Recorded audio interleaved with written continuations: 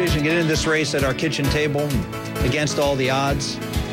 And we made a decision over the weekend that while this presidential race for us is over for me, and we will suspend our campaign effective today, we are not done fighting.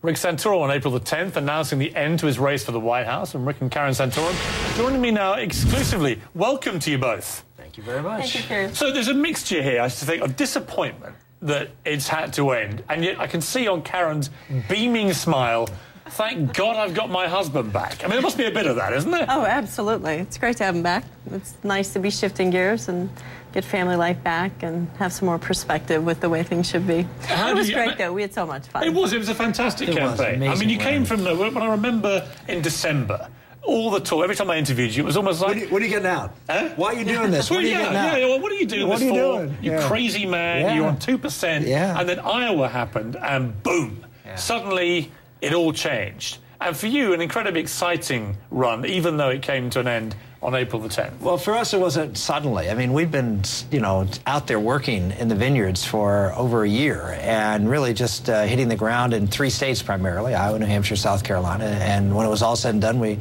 done 385 town hall meetings in the state of Iowa. So when people say, boom, you just arrived on the scene, well, let me have you walk a few miles in my moccasins. I mean, we were I remember you went to how many places in Iowa? 385 town hall meetings, all 99 counties. And that was incredible. I remember thinking, this guy, it was great. He's putting the yards in. Yeah. You know, you can't deny it. And her, too. I mean, we had the family out there for the Iowa straw poll.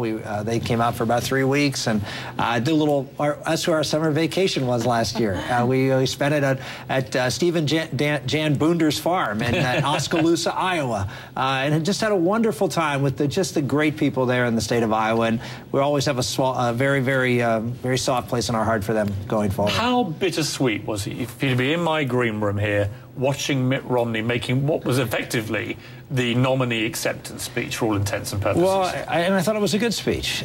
He set the right tone. The tone was this race is about Barack Obama and his failures. This is he's got an optimistic vision for the country, and I'm very glad to see that. I think he painted a strong picture, and it's one that is a very clear contrast to what this president's brought this country. I can't believe what I'm hearing here, Rick. I mean, for the last few months, every time I've interviewed you, Mitt Romney's been the biggest danger to the American civilization imaginable. I think that's what's happened to you? I think that's overstating the case a little bit. I think I've been pretty clear about who the greatest danger is. How hard is it to segue from vicious opponent trying to win a race against him to somebody now sounding very supportive? Well, my feeling is that the objective is to get this country back on the right track on a variety of different fronts, and that's what the race was about. It's always been about that, and we felt we were the best person to do that, and we went out and made the case and talked about a lot of issues that weren't getting a lot of airtime, and I think to the benefit. And in hearing Governor Romney and some of the speeches, I was in St. Louis at the NRA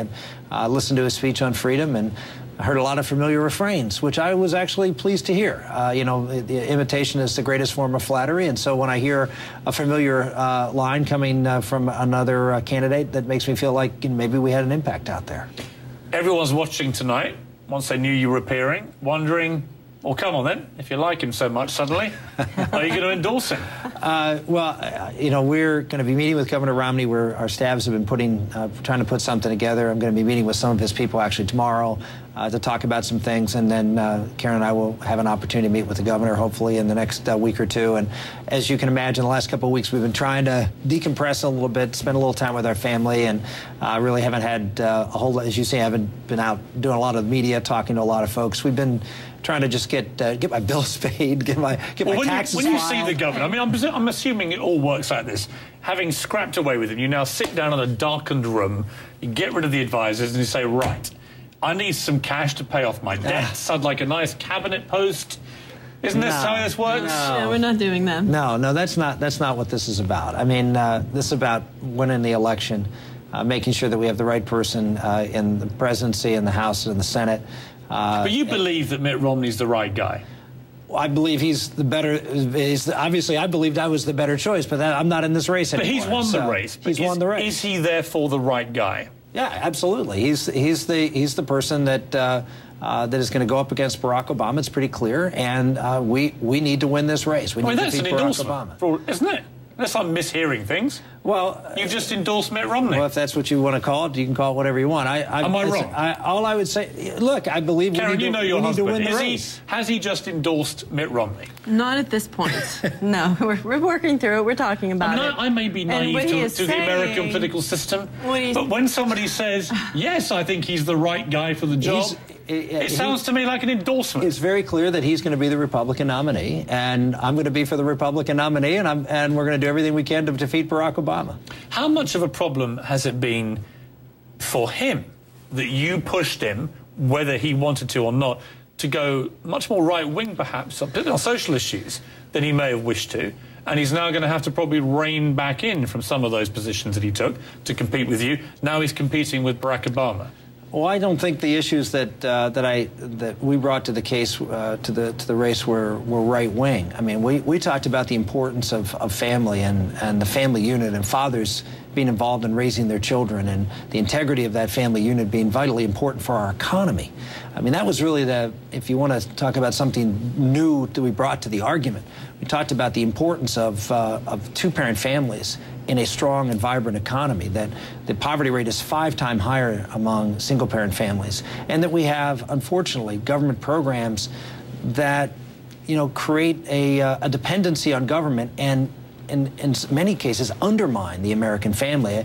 Does part of you regret, maybe both of you actually on this, that the debate became very loudly about abortion, gay marriage, issues like that, contraception? That was all anybody was talking about, and you became that go-to guy for the I hate this, I hate that, I hate this. You became Nanny Santorum.